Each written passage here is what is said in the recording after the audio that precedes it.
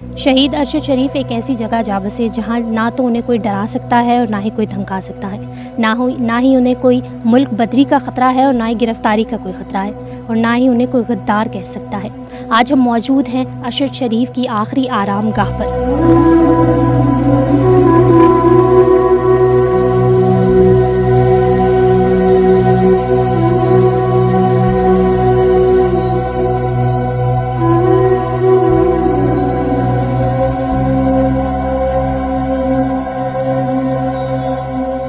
پاکستان میں صحافت اور صحافی نہ تو کبھی آزاد تھے اور نہ آگے اس قسم کی کوئی امید دکھائی دیتی ہے، کبھی چینل کو خطرہ تو کبھی ملک پاکستان کے نام پر۔ ہم مانتے ہیں کہ جہاں ملک کی بقا کی بات آتی ہے تو یہ سب چیزیں بے معنی ہو جاتی ہیں، مگر ملک کے اندر سچ اور حق بھی کسی کے قتل کی وجہ بن سکتا ہے۔ جی ہاں، ایسا ہوتا ہے اور بدقسمتی سے ادھر ہی ہوتا ہے، جہاں صحافیوں کے ساتھ ظلم اور زیادتی کی ایسی مثالیں موجود ہیں کہ سوچ کر عقل دنگ رہ جاتی ہے۔ تازہ مثال ارشد شریف کی ہی لے لیجئے۔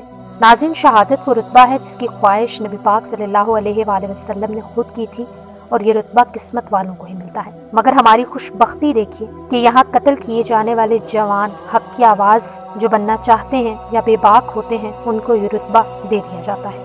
کہا جاتا ہے کہ ناحق قتل تو خود بول پڑتا ہے، پھر کیوں شہادت کے نام پر اس کو چھپانے کی کوشش کی جاتی ہے؟ خیر، یہ وہ سچائی ہے جسے نہ تو منہ پھیرا جا سکتا ہے اور نہ ہی اس کو بھلایا جا سکتا ہے۔ بس امید کی جا سکتی ہے کہ مرحوم ارشد شریف اور ان کے خاندان کو یہ ملک جس کی خاطر بولتے بولتے انہوں نے جان دی، یہ مٹی انہیں ضرور انصاف دلائے گی۔ H11 قبرستان میں اپنے والد اور بھائی کی قبور کے ساتھ مدفون ہونے والے مرحوم ارشد شریف کی آخری آرام گاہ پر اظہار عقیدت کے لیے لوگوں کا تانتا بنا ہے۔ ہم یہیں اسلام آباد سے آئے ہیں، ہم G11 میں رہتے ہیں، ارشد شریف کے آس پاس کے ایریا میں رہتے ہیں۔ اور کیا کہتے ہیں، میں یہ کہنا چاہ رہی تھی کہ ان کو اولین شہداء کا مجھے لگتا ہے مقام ملا ہے۔ میں نے آج تک کسی کا اس طرح جنازہ نہیں دیکھا۔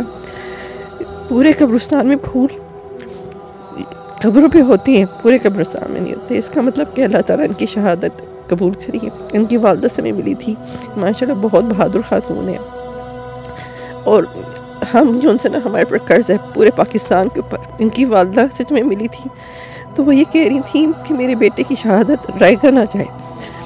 میں سب پاکستانیوں سے کہتی ہوں کہ دیکھیں، انہوں نے حق کا ساتھ دیا تھا، سچ بولا تھا، سچ بولنے کی اتنی بڑی سزا ملی کہ اس طرح مارے۔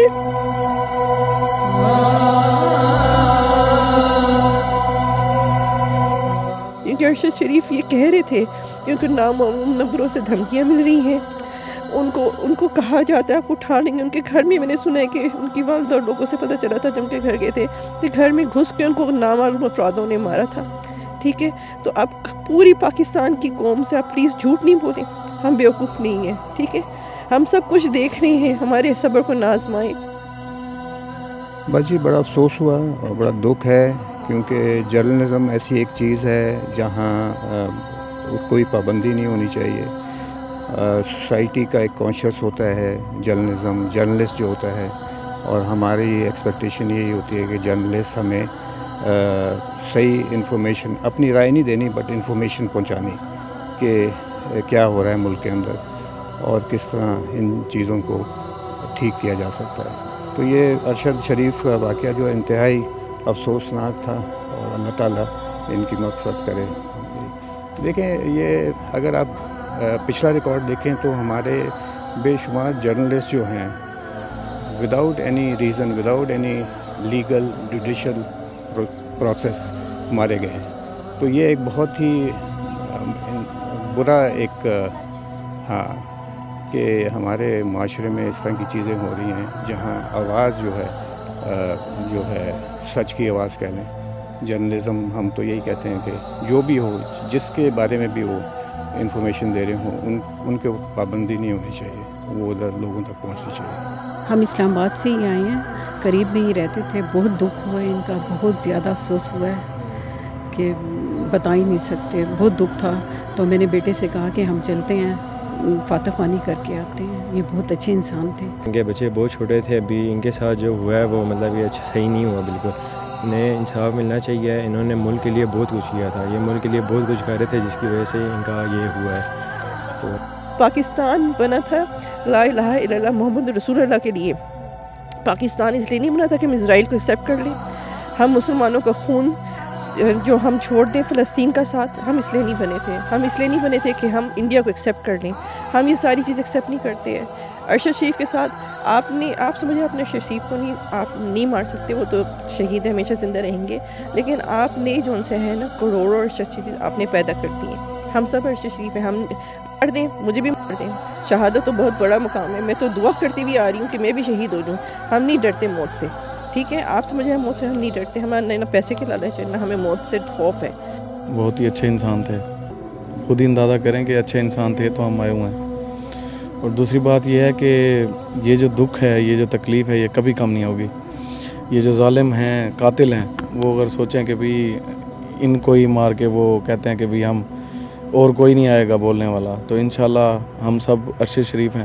کوشش کریں گے ہم جو ہے نا ان کی آواز بنے، اور جیسا انہوں نے سبق دیا، ہمیں شعور دیا ہے بولنے کا، اچھی صحافت کرنے کا.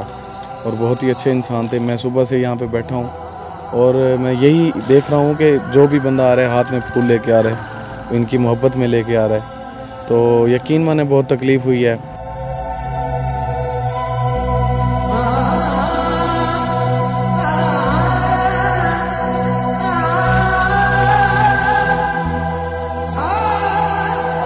لوگ آتے ہیں اور ان کے درجات بلند ہونے کی دعائیں کرتے نظر آتے ہیں، اور پھر شاید ان سے اظہار شرمندگی بھی کرتے ہوں گے کہ ان کے ناحق قتل پر بھی اس ملک کے عہدیداران ایک الگ ہی سیاست میں مصروف ہیں.